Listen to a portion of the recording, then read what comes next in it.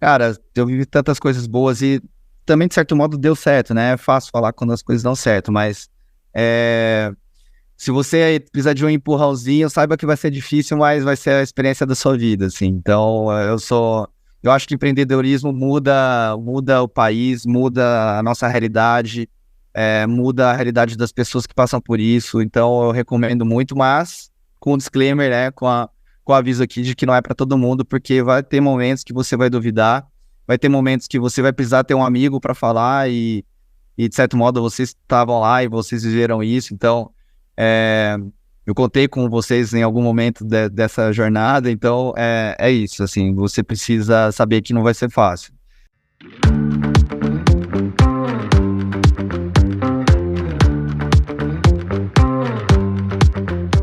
Olá, bom dia, boa tarde, boa noite. Esse é o 9º episódio do podcast Um Impossível por Vez. Feliz da vida que a gente está chegando no 9º episódio. Diz aí, Tiagão. Cara, é incrível. Eu tô super feliz, super orgulhoso com o que a gente está construindo até agora, Alex. E, cara, os nossos convidados cada vez mais de peso aqui, cara, uma galera grande vindo conversar com a gente. Isso me deixa super orgulhoso. E, aliás, vou aproveitar a oportunidade para te parabenizar, cara, que você se revelou um super host de podcast, Alex. Porra, obrigado, cara. Digo mesmo pra você, cara, esse podcast nasceu acho que em junho, a gente tava trocando ideia sobre o que a gente poderia fazer junto nesse momento especial das nossas vidas. E um dos caminhos foi, poxa, vamos chamar os amigos, as pessoas que têm jornadas interessantes, ricas, inspiradoras para conversar. É algo relativamente fácil de fazer e o papo fica gravado, a gente consegue distribuir, inspirar, impactar mais gente. E é justamente nesse espírito que a gente está aqui hoje com um amigo, tanto meu quanto do Thiago, de longa data, Guilherme Bonifácio, amigo que eu conheci em 2015, começou com uma relação profissional enquanto eu estava na Movile, e o Gui, empreendedor, raiz. Naquela época ele já havia passado pelo iFood, pegou o iFood quando nem se chamava iFood ainda, ele vai contar pra gente. Experiência riquíssima, quando ninguém queria saber de trabalhar no iFood, então ele foi lá como um dos cofundadores dessa empresa linda. Depois passou por várias outras experiências interessantes, algumas mais perrengue, outras mais glamurosas, e é um cara que, acima de tudo, é visto como um grande líder por todo mundo que trabalha com ele. Então, especialmente nos momentos difíceis, era quando a gente ouvia, e eu estava numa posição relativamente privilegiada, né, a posição do investidor, então eu sempre tive essa facilidade de escutar da galera que era liderada pelo Gui, o que eles pensavam dele nos momentos mais difíceis, quando a companhia estava ali sofrendo, suando, e o comentário mais comum de todos eles era que, puxa, o Gui era um líder muito inspirador, que ia para frente na hora da briga, na hora da porradaria. E, cara, grande prazer te ter aqui hoje. Muito obrigado por aceitar esse convite para o nosso 9º episódio. Uma honra tê-lo aqui. Eu que agradeço, Alex, Thiago, prazer estar com vocês. Bom, é excelente saber e participar aqui do podcast. O que vocês estão fazendo é super bacana e estou super feliz de ser convidado, uma honra. Já adianto aqui que talvez a gente tenha interrupções, meus filhos são caóticos, né? Aqui é uma verdadeira startup, então já fiquem sabendo que a gente vai ter bagunça aqui. Cara, assim que a gente gosta, cara. A gente gosta de vida real. Sabe? Nada é ensaiado, nada é preparado. A gente tem um pouco de estrutura para como a gente foca essas conversas, mas a gente gosta de deixar fluir. E dentro dessa estrutura, o que a gente gosta de saber, Gui, é um pouquinho da jornada, cara, e das experiências formativas. Você tem uma história muito diferente da história de outras pessoas muito bem-sucedidas no Brasil.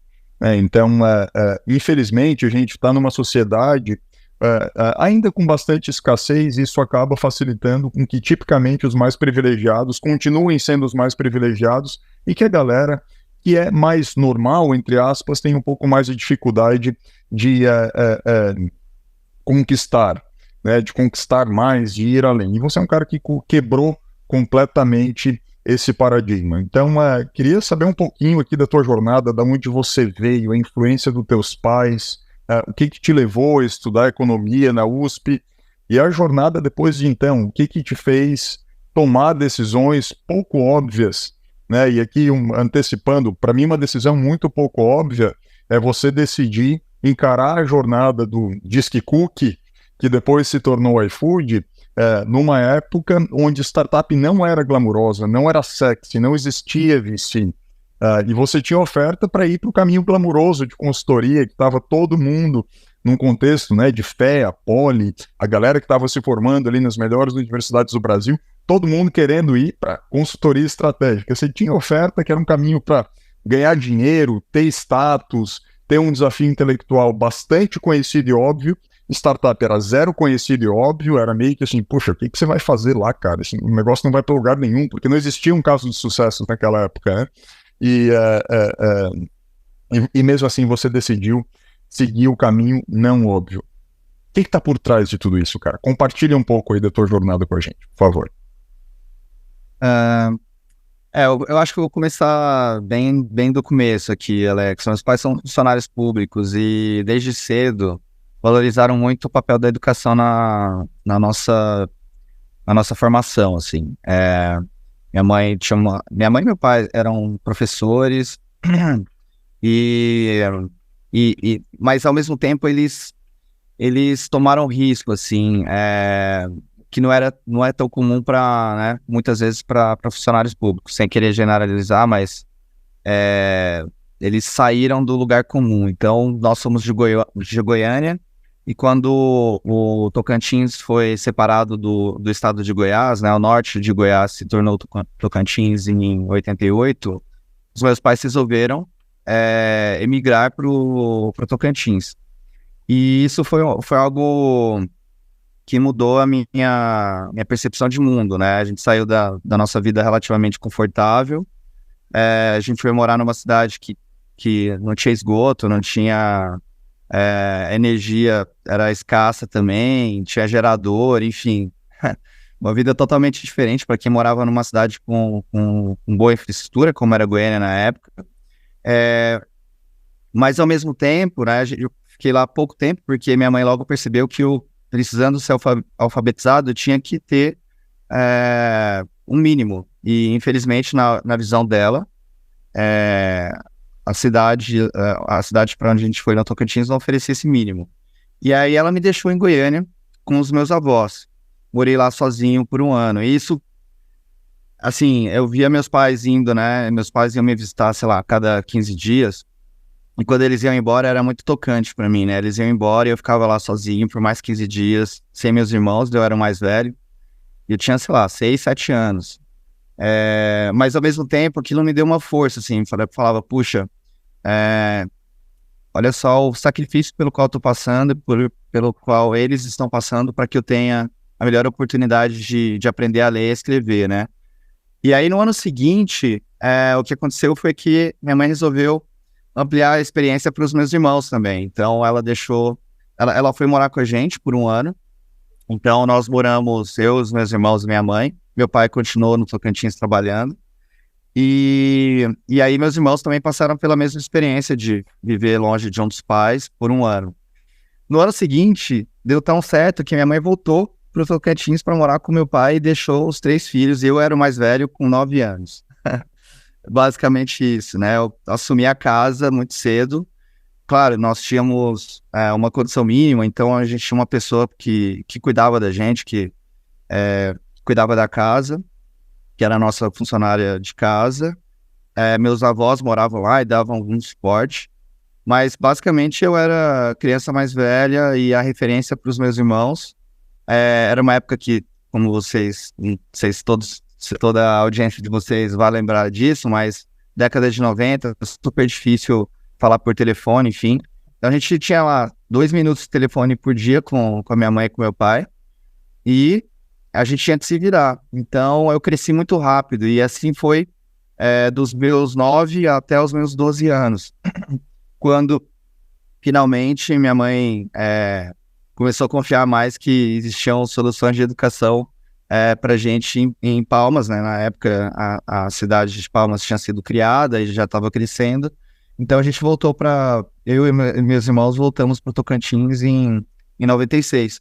E aí eu fiquei lá da sexta série até o terceiro ano, então eu fiz todo o meu ensino médio lá e o final do ensino primário. Acabei tendo muita vontade de aprender e de ser um bom aluno. Eu entendia que a educação era o único caminho que permitia que eu chegasse além. E eu via muita gente empreendendo em Palmas, sabe? Sei lá, o dono da padaria, o dono do supermercado. Tinha muita gente também que dependia do governo enfim, para ter o seu sustento, claro, um estado novo. Mas eu também via muito empreendimento, muita coisa nascendo, fazendeiros, pessoas criando fortunas. Eu falei, puxa, eu quero fazer algo grande, né? Eu admiro o que os meus pais fizeram, eu admiro o fato deles serem funcionários públicos e lidarem com isso de uma forma tão séria, né? Meus pais, assim, um baita exemplo no sentido de dedicarem as suas vidas para que a máquina pública funcionasse, né? E o que gerou vários embates, porque eu, como economista, acredito muito pouco na capacidade gestora do Estado, mas enfim, talvez a gente possa deixar isso para uma próxima, mas o fato é que eu resolvi sair daquele mundo e estudar sério para passar no vestibular de referência. Acabei passando aqui em São Paulo, vim estudar economia na USP, passei em outros lugares também. Não tinha muito claro que eu queria ser economista, não sabia exatamente o que o economista fazia, mas acabei vindo para cá porque eu imaginei, bom, São Paulo é a capital financeira do país, se eu tiver que estudar economia tem que ser lá, e aí meu critério foi um pouco esse, se eu for estudar, sei lá, relações internacionais, tem que ser em Brasília, se eu for estudar engenharia, tem que ser numa faculdade de referência de engenharia. Acabei passando no que eu tinha prestado, mas eu resolvi vir para cá. E esse sentimento ficou muito claro quando eu, pela primeira vez, eu nem prestei vestibular em São Paulo, prestei em Uberlândia. Quando eu cheguei em São Paulo pela primeira vez, eu tinha passado no vestibular, e aí eu tava procurando casa para morar, entrei na Paulista e falei, cacete, né? Nossa, que cidade incrível, aquele monte de prédio alto, tipo, um monte de gente, sabe aquele encantamento, assim, né? Nunca tinha pisado em São Paulo. E aí, falei, é aqui que eu vou morar. É aqui que eu vou ser desafiado, é aqui que eu vou aprender, é aqui que eu vou estar com os melhores. E resolvi... Isso era lá nos anos 2000, né, Gui? Eu vim morar em São Paulo em 2002. 2002. E aí, entrei na Faculdade de Economia e Administração da USP, que é um ambiente super diverso, no sentido de que, quer dizer, está cada vez mais diverso. Na época não era tanto, no sentido de classe social, raça, enfim. Mas era diverso porque tinha gente de todo o Brasil, né? Nesse sentido eu tô falando, tá? E aí eu era o Tocantins, né? Eu era o único representante do Tocantins, isso acabou virando o meu apelido na faculdade, que me acompanha até hoje, mas o engraçado é que eu passei por exatamente aquilo que eu esperava, né? Um monte de gente brilhante que me ajudou e que me inspirou muito.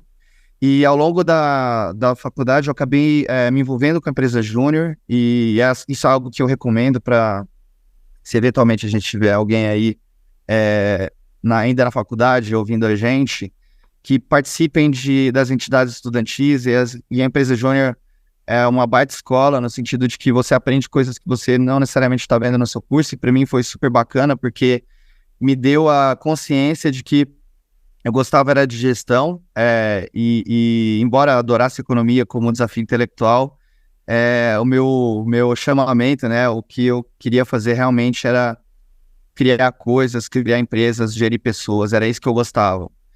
E por isso eu resolvi, no final da faculdade, ir pela carreira de consultoria, que, como você já adiantou aí, era uma carreira super desejada na época.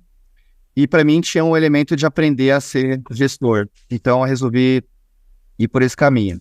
Só que muito cedo, 2, 3 anos de consultoria, eu percebi que, puxa, é super legal, vou aprender muito, mas eu quero, né, construir coisa. Aquele negócio estava dentro de mim. E os meus 3 melhores amigos da faculdade também estavam com esse mesmo chamamento. E a gente resolveu abandonar as consultorias que a gente trabalhava para empreender. E a gente não tinha a menor ideia do que fazer, né? A gente ainda estava muito preso naquela ideia de que a gente precisava de uma ideia mirabolante para fazer, né? Quando, na verdade, empreender não é sobre ter uma ideia, né? É sobre você ir lá, acreditar em algo e executar. E a ideia não precisa nem ser tão genial assim. E um dos quatro, né? Nós éramos quatro, um dos quatro tinha estagiado nessa empresa que chamava Disque Cook, que fazia delivery para restaurantes. Era basicamente o que hoje é o iFood, só que de um jeito offline. Então, ao invés do aplicativo, tinha uma revista onde os clientes recebiam, né, a revista em casa, selecionavam os restaurantes, ligavam para um call center, o call center recebia o pedido, mandava o pedido por fax para o restaurante imprimia o pedido no fax, fazia o pedido, e a gente chamava o motoboy por Nextel, que é um rádio, né, um celular rádio.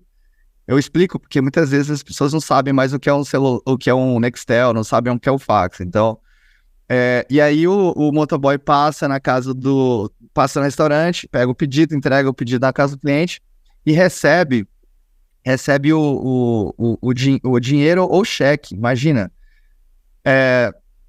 sei lá, 50 motoboys andando aí com dinheiro e cheque, e aí a gente tinha que fazer o recebimento desse dinheiro e cheque no final do dia.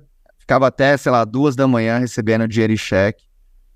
E aí tinha cheque falso, dinheiro falso, todo tipo de confusão que vocês podem imaginar. E aí foi isso, a gente resolveu ir tocar essa companhia com o empreendedor que estava lá, o Patrick. Mas a nossa intenção desde o começo era digitalizar aquilo. E a gente até já tinha nome, né? O nome do iFood existe desde muito tempo, desde 2006, 2007, já existia a ideia do nome, já existia a ideia de transformar a Disque Cook num marketplace online, né, onde a gente captava o pedido, na época, num site, né, era essa a nossa intenção de iFood. Então a gente captaria o pedido no site, mandaria o pedido para o restaurante entregaria sem que a gente precisasse fazer toda essa parte aí relacionada à entrega, né, e deixar a entrega a cargo do restaurante. E essa era a nossa intenção de deixar o negócio mais escalável. E foi o que a gente fez. Então, em 2011, depois de 3 anos aí tocando a operação de motoboys e de call center, a gente resolveu lançar o iFood como um marketplace online. E na época até já tinha smartphone, o iPhone, só para relembrar, foi lançado em 2007. E aí a gente lançou o iFood com o site, com o aplicativo. E a gente aproveitou essa primeira onda aí de apps dentro do iPhone, e depois a Samsung também lançou o smartphone, e aí o negócio foi crescendo de forma muito rápida e ganhou uma baita audiência, e aí virou o que virou, né? A gente recebeu nesse meio do caminho. Mas foi difícil, né, Gui? Não era óbvio, né, cara? Conta pra gente aí se vocês tinham noção do que o negócio poderia se tornar, porque tiveram vários perrengues ao longo do caminho, né, cara? Não. Era nada sexy, né, cara? Falar assim parece fácil, mas assim, quando a gente foi lançar o iFood, primeiro que a gente não tinha dinheiro para lançar o iFood, então a Disque Cook gerava caixa no máximo para pagar os nossos salários, e a gente já tinha resolvido ganhar metade do que a gente ganhava na consultoria, assim, para viabilizar essa ida, né? Nosso acordo com o Patrick foi, a gente vem trabalhar pela metade do preço, mas a gente quer ser sócio desse negócio. E ele aceitou. E aí, ou seja, o Cook pagava o nosso salário, pagava lá o call center, os motoboys, e quando tinha um perrengue na operação, ficava no vermelho. Era essa a nossa realidade. Quando a gente resolve lançar o iFood, a gente precisava investir em tecnologia, precisava criar o site, criar o aplicativo, e isso, obviamente, demandava um time que a gente não tinha, né? E demandava foco, energia para fazer isso acontecer. Só que como a gente poderia fazer isso e estava todo mundo, né, com a cabeça afundada na operação, e assim, era inviável. Então, muito cedo, embora a gente fosse uma empresa de tecnologia no começo dos anos 2000, a gente passou pelo dilema da inovação, que é como eu coloco foco, energia e recurso para criar algo novo, mesmo a gente sabendo que aquilo era o nosso futuro. Então, bizarro que uma, entre aspas, startup estava passando por um dilema de inovação. E esse dilema acompanhou minha vida, né, acompanhou a minha jornada pelo resto da minha vida. Assim, eu percebi que esse dilema de inovação é super comum, não importa se você é uma startup, né, tecnológica, não importa se você é um incumbente. A verdade é que esse dilema de inovação sempre existe, porque sempre existe a dúvida sobre onde alocar recurso. E aí, a gente resolveu levantar dinheiro. Então, dado que a DiscCook não vai gerar recurso para que isso ocorra, vamos captar dinheiro no mercado. Só que, imagina, 2011, né? Você não tem venture capital, né? Não existia nem isso, assim, fundos de investimento, colocando dinheiro em startups no Brasil, você podia contar nos dedos de uma mão. E aí a gente foi falar com esses fundos, né? Aí um já tinha investido numa empresa parecida lá na Argentina, o outro achava que não era um negócio tão bom assim. Enfim, dos 5 sobrou um que resolveu investir na gente. Esse fundo se chamava Warehouse.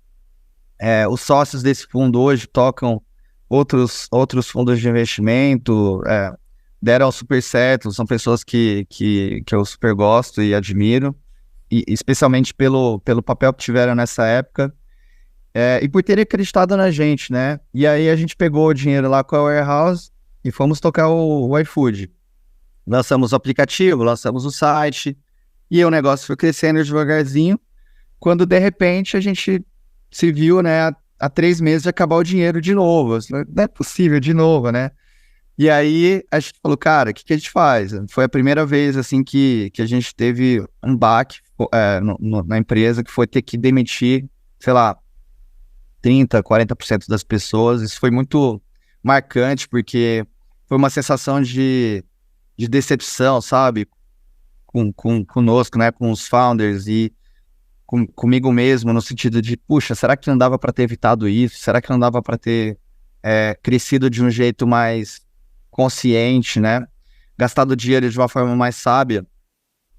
E aí a gente falou, bom, vamos ter que fazer e vamos ter que levantar dinheiro de novo. E aí vamos bater de novo na porta dos mesmos fundos que já tinham negado a gente. Só que o mercado já tinha crescido um pouquinho mais e já tinham também empresas investindo nisso, né? Não só fundos de venture capital. E uma dessas empresas que a gente bateu na porta e que resolveu apostar na gente foi a Movile, por onde vocês passaram, né? E aí, assim, além do dinheiro, a Movile trouxe uma visão de que o negócio poderia ser muito maior do que o que a gente acreditava. E também trouxe algo que eu achei fundamental para que o iFood desse certo, trouxe um modelo de gestão que, de certo modo, eles também tinham bebido de outras fontes e aprendido muito com a Ambev e com outras empresas de referência. Eles tinham investidores muito fortes também, investidores globais que já tinham visto isso acontecer em outros mercados. Então, eles trouxeram modelo de gestão com tudo, né, com planejar, com estabelecer metas agressivas, com estabelecer uma remuneração mais condizente com aquele desafio, e trouxe o dinheiro, né, e trouxe a visão de que aquilo poderia ficar grande. Então, a Movile foi muito importante nesse sentido de fazer com que a gente acreditasse que o que a gente estava construindo era grande de fato, e investiu nisso, né, e nos acompanhou, e deu o exemplo de como poderia ser feito. Então, sou muito grato à Movile nesse sentido. E a gente, de certo modo, tinha uma independência para tocar a empresa ao nosso modo também. Então era bom porque a gente teve essa independência. O dilema de inovação ficou mais simples, porque era uma empresa que daí tinha seus recursos e que tinha a sua independência, ao mesmo tempo que a gente tinha um investidor que nos mostrava um caminho de modelo de gestão e de visão. E aí o iFood foi, né, cresceu, a gente comprou um monte de empresas semelhantes ao iFood que estavam nascendo, então a gente teve um caminho de crescimento orgânico muito forte e ao mesmo tempo de crescimento inorgânico. Fizemos, sei lá, 20 aquisições em 2 anos. Foi uma época super interessante, e nessa época a Movile começou a criar uma visão de criar um ecossistema relacionado à alimentação e à logística. Foi quando eu resolvi, como fundador do iFood, resolvi sair das minhas funções executivas de iFood para tocar em negócios novos dentro desse ecossistema. E eu fundei 2 negócios novos. Um era o Rápido, que era basicamente um modelo de motoboy na nuvem para oferecer entrega para empresas e para restaurantes. E o outro modelo se chamava Chef Time. Basicamente era um modelo de assinatura onde as pessoas recebem kits para cozinhar. Então você recebe os ingredientes já porcionados, com uma receita super fácil para qualquer pessoa se sentir um chefe em casa. E eu adorava esses 2 modelos, eram os meus xodós, né? E eu tocava esses 2 negócios e deixei minhas funções executivas de iFood. E foi super interessante para mim como líder, né? Como gestor. Eu acho que é aí que eu me formei líder, na real, porque eu passei por perrengues que eu não teria passado no iFood, que naquela época já estava crescendo, já tinha um corpo executivo robusto. E aí no Rápido, no Chef Time, era aquele negócio pequenininho, era a startup de garagem de novo, né? Então eu já tinha tido essa experiência de iFood, já tinha visto o negócio, de certo modo, sair do zero, né? Pegar tração. E aí eu tentei usar toda essa experiência dentro de Rápido e Chef Time e formar time e convencer as pessoas a trabalhar numa startup raiz, né? Onde a cadeira é meio bamba, a mesa é meio torta, o computador não é o Mac de última geração, e as pessoas iam e a gente criou uma cultura super legal. E aí eu vi o valor de criar cultura, o valor de você, né, ter valores, sendo repetitivo aqui, mas a importância de você ter valores que realmente guiam as suas decisões, né? E aí eu consegui colocar isso em prática e foi uma experiência super bacana, embora super desgastante, né? Porque ao mesmo tempo que a gente tinha ali, como até você já comentou, né? O iFood bombando, começando a fazer mídia, começando a ganhar o Brasil inteiro, ia ficar famoso. E eu tinha um baita orgulho dessa história também, porque eu era co-founder daquilo.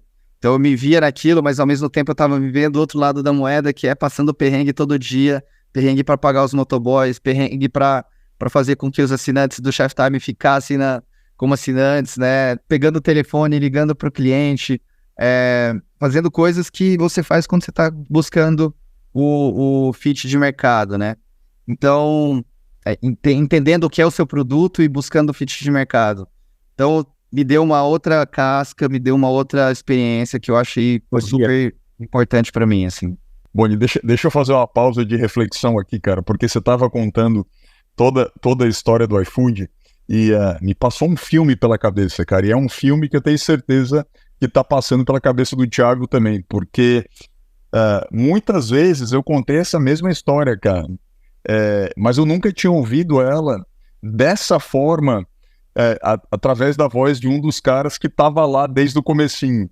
Então, porra, tanto eu quanto o Thiago, a gente rodou o Brasil falando com dono de restaurante, recebia cliente sênior, onboarding da galera nova, sempre contando a história do iFood, evento, né? O iFood nasceu dessa forma, depois quase morreu, ficou no formato stand-by, teve que demitir muita gente, literalmente estava numa garagem. Aí veio a Móvel e ainda assim vários perrengues. Depois tem a história da transformação, né? De sair do modelo de marketplace e abraçar o modelo de logística numa empresa que era lucrativa.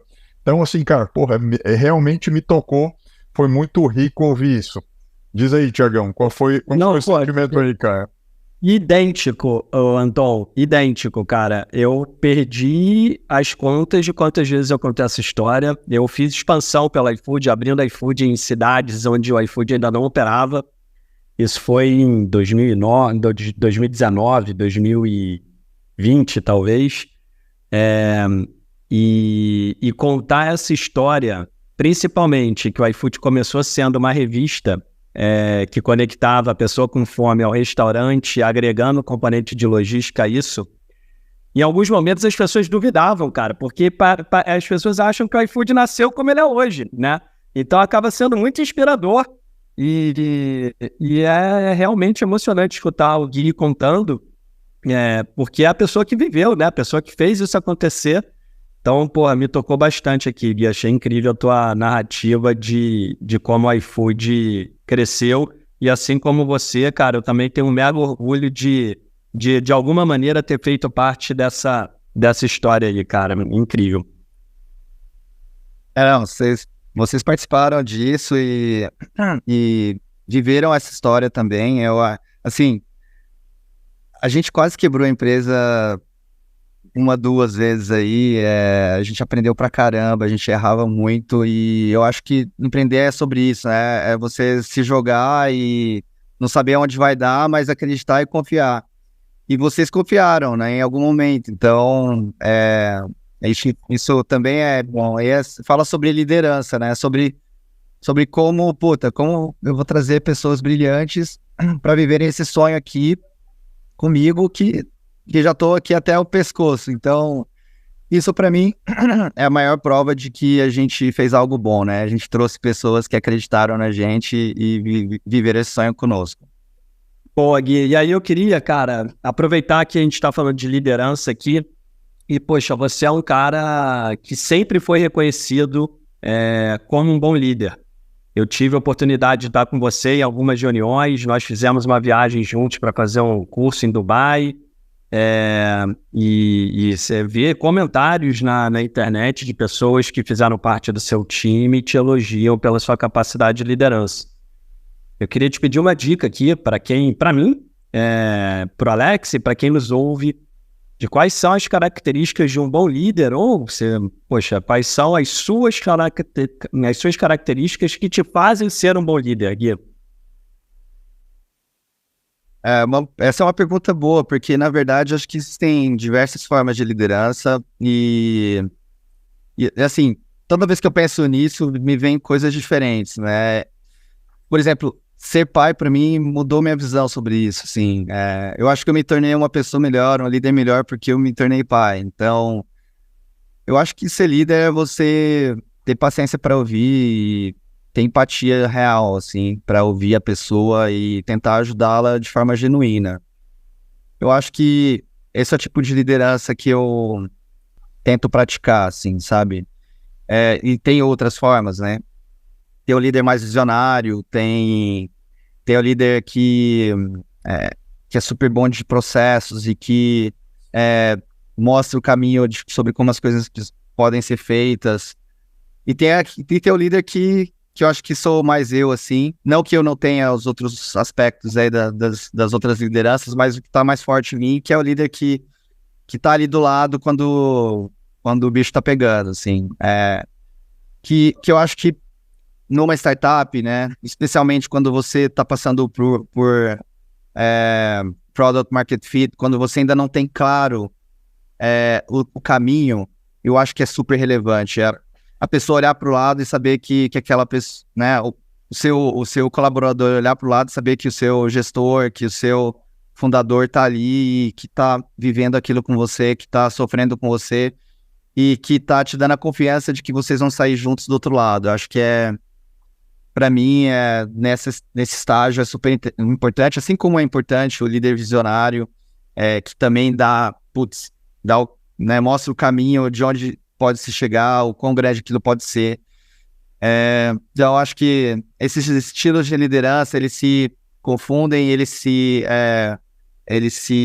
adicionam e fazem com que startups que antes pareciam impossíveis de serem construídas, serem realizadas, né? Ou empreendimentos, ou empresas, né?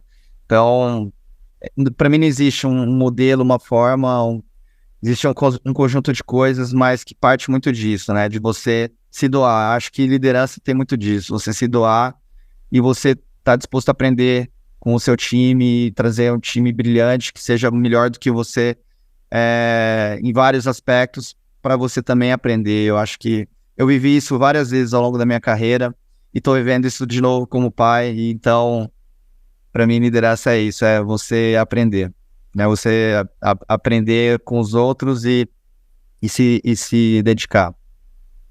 Animal. E agora eu quero ouvir um pouquinho aqui, cara. dos perrengues. Você falou da Rápido, você falou do Chef Time. Depois a gente tem um momento aqui na tua carreira onde você vende a Rápido. Chef Time também tem uma saída. Em algum momento você vende a tua participação no iFood, você tem um break e você volta a empreender. Conta um pouquinho pra gente aí dessa jornada, cara, e também dos aprendizados da segunda vez. Segunda não, né? Da terceira, quarta, quinta, mas num novo formato, que foi a Mercê do Bairro, que está sendo a Mercê do Bairro. Acho que isso vai ser muito rico para a audiência. Na verdade foram 3 saídas em 6 meses. Eu tinha um acordo de acionista com os nossos investidores no iFood, de que eu poderia vender minha participação em um determinado momento, e eu exerci esse acordo em 2018. Né, voltando atrás, as pessoas normalmente perguntam, porra, mas por que você vendeu sua participação no iFood e tal? Porque não era, de novo, nada é óbvio e sim, enfim, engenheiro de obra pronta é fácil, né? Mas a verdade é que em 2018 a gente tinha uma baita competição com o Uber Eats, com o Rappi, e um monte de incerteza. E eu tinha a oportunidade de fazer minha saída, uma baita história, me dando, né, minha independência financeira e, falei, ó, tá aí a oportunidade. Os meus co-founders já tinham saído, né, o Felipe já tinha saído, o Patrick, os co-founders lá de antigamente, o Eduardo e o Renato também, enfim. Então, eu era o único ali, co-founder que tinha sobrado e eu não tava mais tocando o negócio, então para mim fazia mais sentido pegar o dinheiro e pensar em coisas novas, e eu me arrependo zero disso. Acho que isso foi muito bom para mim também.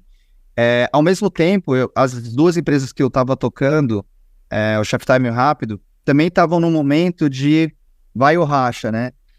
E eu já não via caminho para elas irem de forma independente.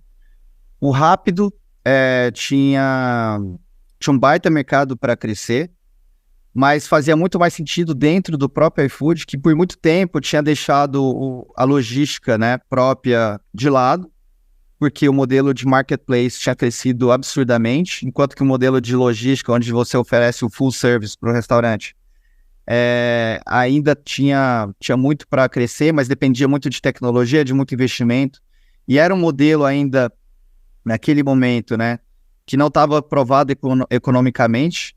Então, de 2011, aí, quando a gente cria o marketplace, porque lembrando, né, o iFood nasce de uma empresa que tinha a sua logística, que era a Disquicook.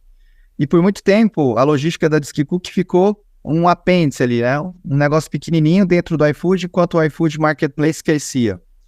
E aí, em 2018, com Rappi e Uber Eats crescendo nesse modelo de logística, o iFood se dá conta de que precisa investir também em logística, que isso passa a ser um diferencial competitivo. E aí o Rápido é adquirido pelo iFood. Eu já não via condição do Rápido crescer de forma independente, e aí a gente entrou no acordo e o iFood comprou o Rápido e passou a colaborar com um time que tentava fazer o crescimento de logística dentro do iFood.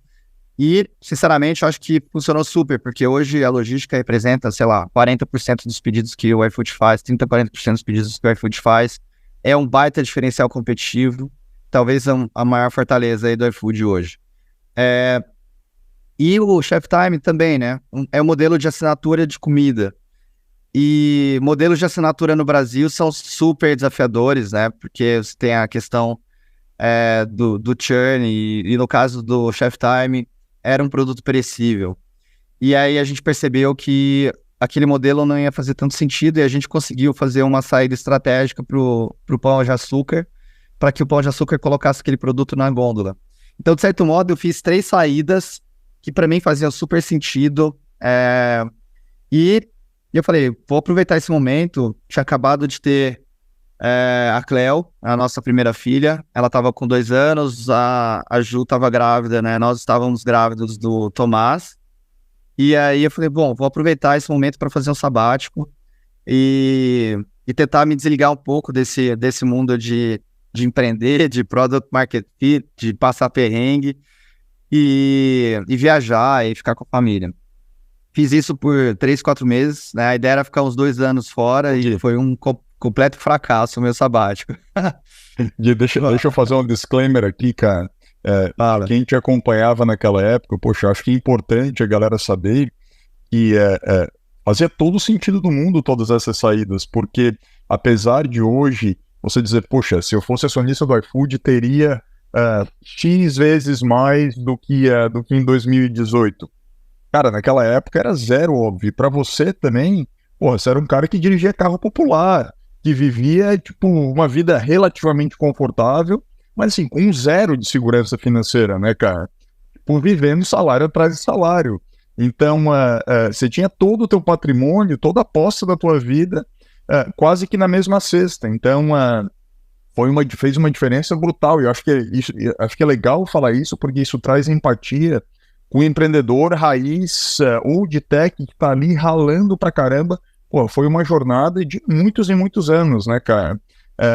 Você já tinha sofrido muitos altos e baixos, sempre com muita resiliência, e a oportunidade chegou na hora certa. Eu estava do teu lado quando isso estava acontecendo, e para mim, assim, era inquestionável.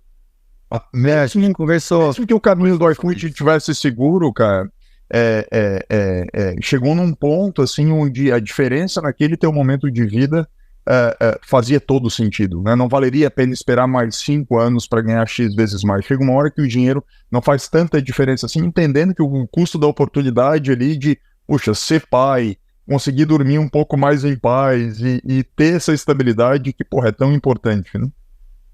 Com certeza. Até falando sobre dormir, né? Eu tenho, assim, meu sono é muito bom, eu sou muito grato por isso, não preciso tomar remédio nem nada. E a primeira vez que eu fiquei sem dormir foi um momento que a gente teve que fazer uma demissão em massa lá no Rápido, no Chef Time, assim. Foi a primeira vez que eu fiquei sem dormir. E no outro dia, eu já era casado, e a Ju acordou assim, ela falou assim, nossa, o que tá acontecendo? Porque eu nunca tive desse jeito. Então, assim, realmente, empreender é um negócio que são muitos altos e baixos e você tem que ter estômago para isso, sabe? E de fato, eu acho que eu não me arrependo das coisas que eu fiz, assim, no sentido do momento de sair e de ter empreendido, de ter tocado, porque no fundo, cara, eu vivi tantas coisas boas e também, de certo modo, deu certo, né? É fácil falar quando as coisas dão certo, mas se você precisar de um empurrãozinho, saiba que vai ser difícil, mas vai ser a experiência da sua vida, assim. Então, eu acho que empreendedorismo muda o país, muda a nossa realidade, muda a realidade das pessoas que passam por isso. Então, eu recomendo muito, mas com um disclaimer, né, com o aviso aqui de que não é para todo mundo, porque vai ter momentos que você vai duvidar, vai ter momentos que você vai precisar ter um amigo para falar e, de certo modo, vocês estavam lá e vocês viveram isso. Então, eu contei com vocês em algum momento dessa jornada, então é isso, assim, você precisa saber que não vai ser fácil. E aí, falando aí do sabático, só para terminar, a ideia era ficar um tempo fora, mas foi um fracasso, porque eu comecei a pegar o dinheiro que eu tinha ganho, investir em startup e ajudar empreendedor e ir para garagem, né, para novas garagens que estavam sendo construídas naquele momento. Lembrando que 2018, 19, 20 foi um momento super interessante do ponto de vista de ecossistema em Venture Capital no Brasil. Vários fundos sendo criados, sendo levantados, muito por conta dos exemplos de sucesso que a gente teve, né? Com o iFood, com 99, enfim. N empresas que tinham, entre aspas, né, dado certo e passado por essa trilha de forma de levantar capital, que é Venture Capital. E eu me vi de novo naquela situação de estar, sem precisar, né, estar trabalhando 5 vezes por semana, 5 dias por semana, 12 horas por dia, porque eu estava fazendo, sei lá, 12 reuniões com 12 empreendedores diferentes, tentando ajudar as pessoas a fazerem algo de impacto. E aí eu falei, cara, eu vou fazer isso de novo, assim. E aí minha esposa, né, desesperada, porque eu já vi, cara, não é possível, né? Agora que a gente pode dar um sossego, tô aqui amamentando o Tomás e você pensando em empreender de novo, para com isso, né? Só que o negócio é mais forte do que você. Então, eu comecei a procurar novos modelos de negócio e foi quando, inclusive, eu encontrei o Alex no restaurante e falei isso para ele: Alex, não consigo mais ficar parado, assim. Eu quero fazer alguma coisa, eu quero tocar um negócio. Se você souber de algo bacana, me fala. E aí ele comentou do Diego, que o Diego tinha ido para a China. Diego tinha cofundado o Zé Delivery, cara brilhante, que eu conhecia, e ele falou assim: vai lá conversar com o Diego, talvez você encontre alguma coisa lá conversando com ele. E eu fui conversar com ele, e a gente resolveu montar a Mercê do Bairro. Ô Gui, deixa eu fazer uma pausa aqui antes da gente entrar no Mercê do Bairro, porque você falou de alguns temas, cara, que me tocaram o sininho aqui em relação a uma reflexão que eu tenho feito aqui, uma reflexão pessoal minha. E aí é importante dizer aqui para nossa audiência que, poxa, essa conversa aqui ela não tem um script, tá? Então é provável que eu pegue o Gui aqui de surpresa com a pergunta que eu vou fazer para ele. Mas, cara, você é um cara, poxa, super de sucesso, pô, 3 saídas, cara, indo para o 4º empreendimento, é um cara que realiza, é um líder super bem reconhecido e por isso é um cara que eu admiro bastante. Eu tenho feito uma reflexão, Gui, o que diferencia sucesso de felicidade, cara. Porque, poxa, eu tenho certeza que não é a mesma coisa, mas eu queria te ouvir na tua, sei lá, de novo, talvez pegando de surpresa aqui porra, eu tô pensando sobre isso há um tempão e ainda não sei responder.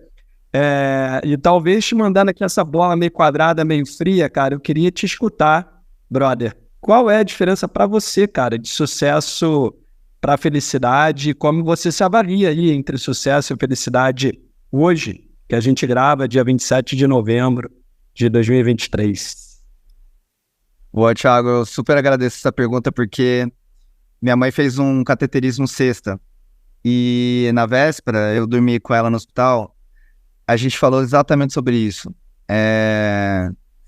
Então, assim, porque o sucesso, ele te engana, porque, né, as coisas ficam fáceis, né? Você consegue comprar o carro, você consegue comprar a casa, você consegue viajar, você consegue comprar a roupa que você queria. Coisas que antes não eram possíveis começam e se tornam possíveis. Só que aí você compra o carro, passa 1, 2 anos, você, putz, não é esse carro. Aí você sempre, né, tá sempre buscando o próximo carro, né, entre aspas, né. Entenda isso como qualquer coisa que te afasta do que importa. E é isso, assim, isso sempre foi muito claro para mim, né. Eu nunca fui uma pessoa muito conectada com coisas materiais. Claro, quero ter conforto, quero ter minha casa, quero ter um carro seguro, e quero fazer as coisas, né, que todo mundo quer. Mas não é isso. Pra mim nunca foi. E aí, conversando com a minha mãe, ela tinha ouvido uma entrevista do Pondé, que ele fala que felicidade é saber perdoar. E, cara, quando ela falou isso pra mim, puta, sabe quando sua cabeça explode, assim? É isso, sabe? Felicidade é você saber perdoar, e não é só perdoar o outro, né? O que te torna uma pessoa mais leve, mais consciente. É também saber se perdoar, né? É saber que você vai errar, né? É saber que em algum momento você vai ter que...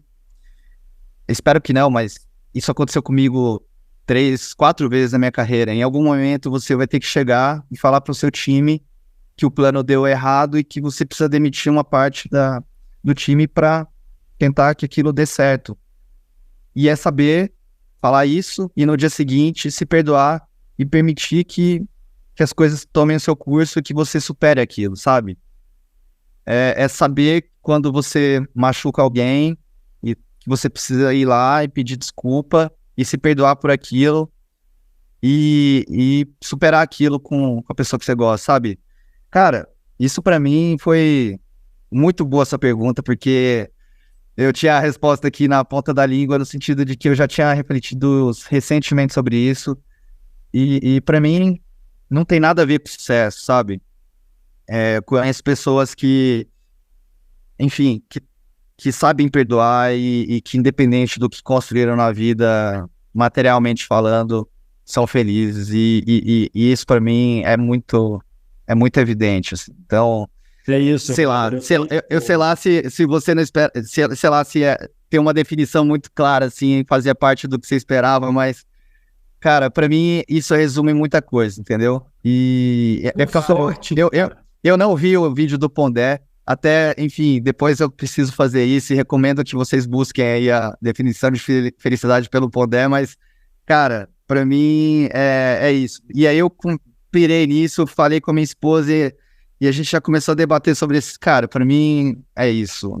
Felicidade é um negócio muito diferente de sucesso e no final é o que move a gente, sabe? No final é o que nos torna humanos, né? Buscar ser feliz e é isso que eu busco todo dia. Cara, incrível, Gui, porque eu tenho feito essa pergunta, como eu estou refletindo sobre isso, do ponto de vista pessoal, eu tenho feito essa pergunta, assim, às vezes eu esbarro com a pessoa na rua e eu pergunto, poxa, invariavelmente a resposta tem sido, sucesso é algo externo a você, é alguma coisa material que você compra que representa aquele sucesso. Mas você falou uma coisa que eu achei incrível, cara, que é tudo que te afasta do que realmente importa. E muitas vezes é isso mesmo, porque para que você tenha, poxa, acesso àquele bem material que você, que representa o sucesso para você, que te vicia em ciclos, é um bônus, é um vesting, é um carro, é uma promoção, enfim, e você vai ficando meio viciado por conta desses ciclos, mas ao mesmo tempo você vai se afastando do que realmente importa, então você se desconecta da sua saúde, da sua qualidade de sono, eventualmente da família, dos filhos e por aí vai. Então, cara, obrigado aí pela tua resposta, me fez pensar, de felicidade, por fim, ela tá dentro, né? O saber perdoar tá dentro de você, ela não é tangível, né? Você não encosta. Então, obrigado aí pela tua colaboração na minha elaboração aqui dessa reflexão e espero que esteja tudo bem com a tua mãe, cara, que ela se recupere prontamente. Ela tá bem, sim. Agora, assim, novamente uma ressalva, tá? Você tem que ter um mínimo. É fácil falar, né? Depois que as coisas deram certo, que felicidade é saber perdoar e que sucesso muitas vezes te traz armadilhas que te afastam do que te importa. É fácil falar isso hoje, né?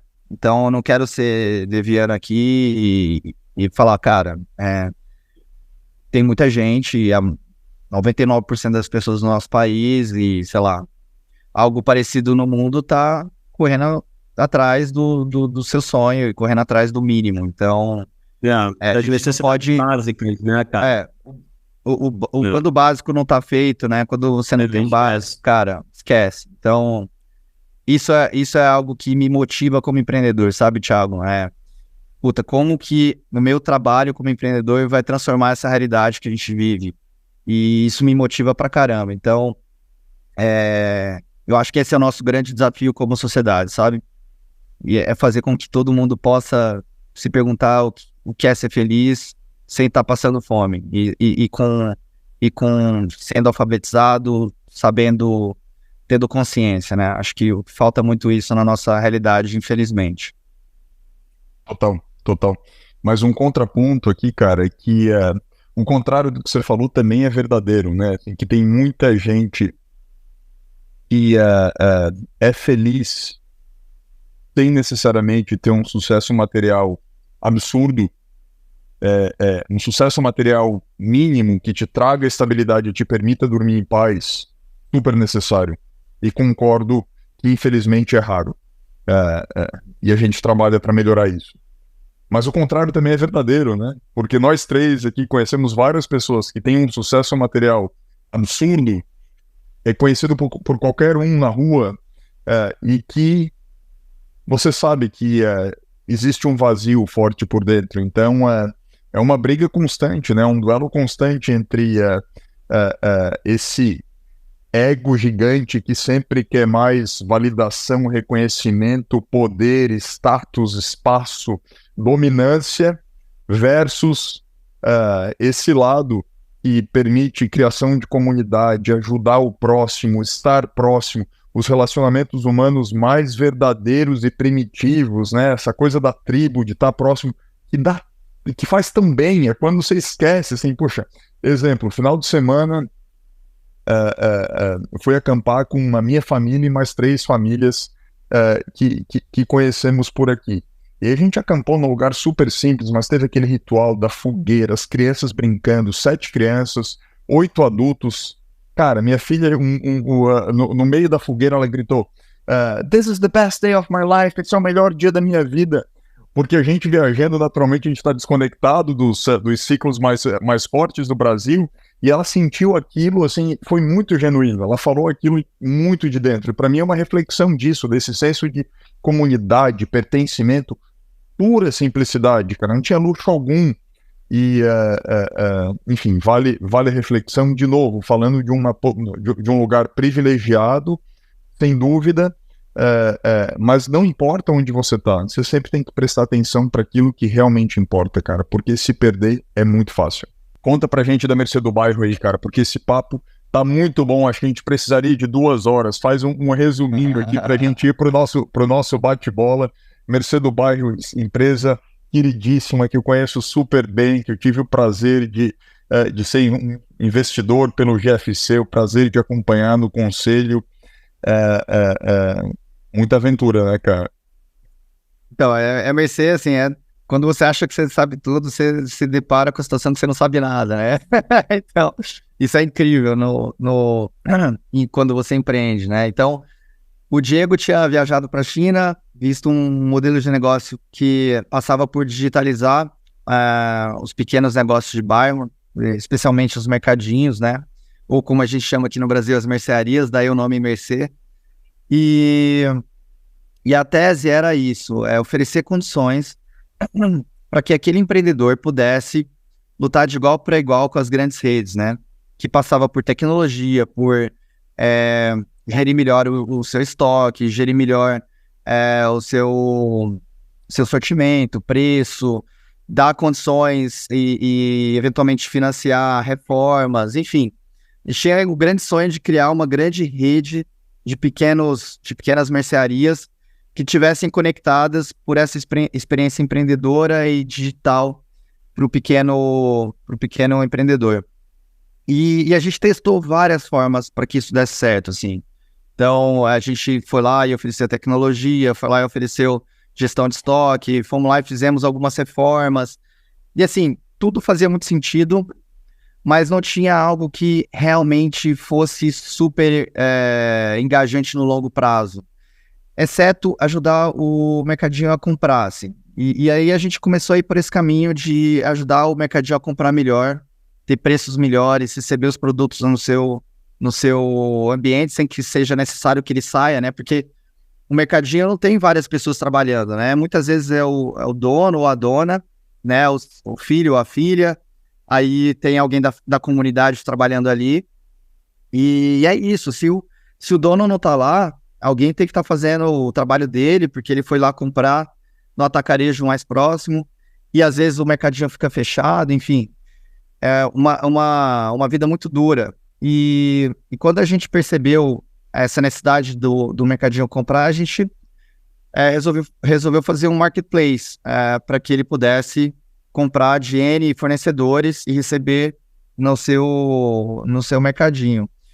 Isso não funcionou tão bem, as margens são muito apertadas, os fornecedores já têm os seus canais de venda relativamente definidos, as grandes empresas que produzem produtos não tinha tanto interesse assim no sentido de colaborar com esse caminho, ou talvez a gente não tenha sido capaz de descobrir isso, e aí a gente resolveu montar um e-commerce. Então a gente começou a comprar os produtos e entregar para o mercadinho, e isso deu super certo no sentido de como produto desejável pelo mercadinho.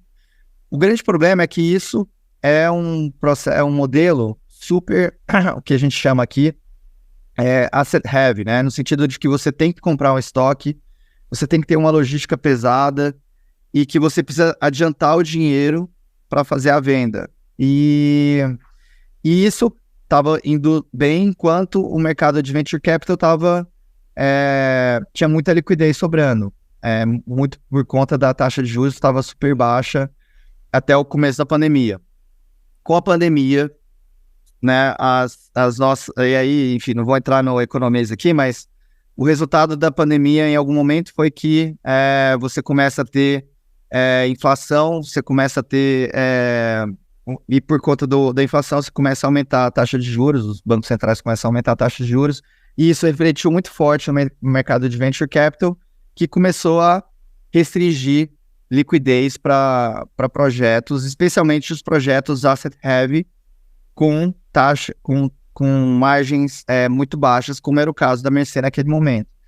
E aí, depois de muita reflexão, e o Alex participou disso muito perto, a gente resolveu pivotar, ou seja, fechar o modelo de negócio da Mercer como existia e buscar um outro modelo de negócio. Eu já tinha feito Product Market Fit, né, como vocês perceberam, 4 vezes na minha vida, as que a gente já citou, fora as que não deram certo, né, que foram N outras, porque também é isso, né, para você fazer um negócio que minimamente tem chance de vingar, você precisa testar 200 outros. E aí a gente resolveu, ao invés de começar algo do zero, com o dinheiro que a gente tinha em caixa, a gente tinha bastante dinheiro em caixa, que a gente levantou os nossos Series A e logo a gente percebeu que aquele modelo, a gente precisava testá-lo mais antes de escalar, então a gente não gastou o dinheiro que a gente tinha levantado no Series A, e com o dinheiro que a gente tinha levantado, a gente começou a pesquisar negócios que já existiam, que a gente pudesse, entre aspas, comprar o Product Market Fit, ou seja, comprar negócios ou comprar ideias que já tinham sido validadas, que a gente pudesse usar o dinheiro para escalar. E a gente está exatamente nesse momento agora. Então a gente conversou com os nossos investidores, metade mais ou menos quer continuar essa jornada com a gente está buscando um business que a gente possa trazer o dinheiro que sobrou para evoluir e fazer esse negócio escalar. A gente está exatamente nesse momento e, enfim, vamos ver se a gente consegue partir para a próxima aí, já tendo passado pelo Product Market Fit, que de longe é a etapa mais árdua aí do processo de empreender na minha visão aqui. Seguramente, cara, a gente poderia ter uma aula só sobre PMF aqui. Fica para a próxima. Mas a gente está chegando na parte final aqui do nosso podcast, cara. Vamos agora para o nosso bate-bola. Nesse bate-bola, Gui, eu e o Thiago, a gente vai falar um tema, e a ideia aqui é que você expresse aquilo que vem na cabeça na hora, cara, sem pensar muito. Beleza? Beleza. Mais fácil, um país. Brasil. Um esporte, Gui. Futebol. Um time de futebol.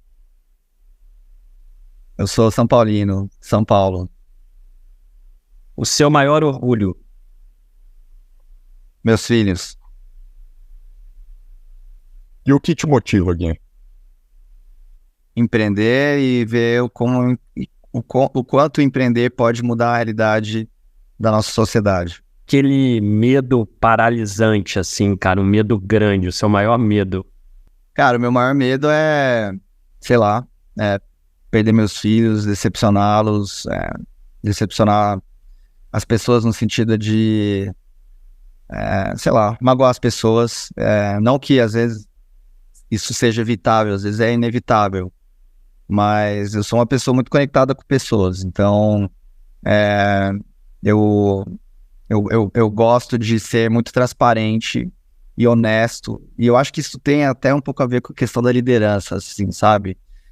Mesmo quando você fala alguma coisa que a pessoa não gosta, eu prefiro fazer isso do que não falar, né? Eu prefiro dar o feedback duro do que não falar, e eu tento fazer isso de uma forma que seja construtiva, e eu sei que às vezes eu vou decepcionar. Eu acho que esse tipo de decepção é ok, mas, sabe, você trair seus valores, acho que isso não é ok. Então, esse é o meu maior medo. Um artista que você admira? Não sou um cara muito sabe, de ter ídolos, assim. Eu acho que, assim, artista... Eu adoro um pianista chamado Ludovico Einaudi. Ele é super super produtivo, né? Que tem milhões de composições e eu tive o prazer de vê-lo tocar recentemente. Eu sei um pouco da vida dele, pessoal, tá? Eu admiro pelo que ele consegue fazer com um piano, um violino, um violoncelo e uma percussão. E o quanto ele se dedica àquilo, sabe? O cara deve ter o quê? Uns 70 anos, 60 e alto, 70. E não precisava mais fazer isso e tá lá fazendo o seu show, tocando a sua música. Eu acho que é isso. O cara tem uma paixão que me comove. Incrível. Seu maior arrependimento, Gui? Não tenho, Thiago. Não tenho nenhum arrependimento. Tudo que eu sonhei fazer, eu fiz. E eu sei que tudo que eu sonhar em fazer, eu vou continuar fazendo. E o maior arrependimento, eu acho que é quando você não faz as coisas, sabe? Que você quer, que você deseja.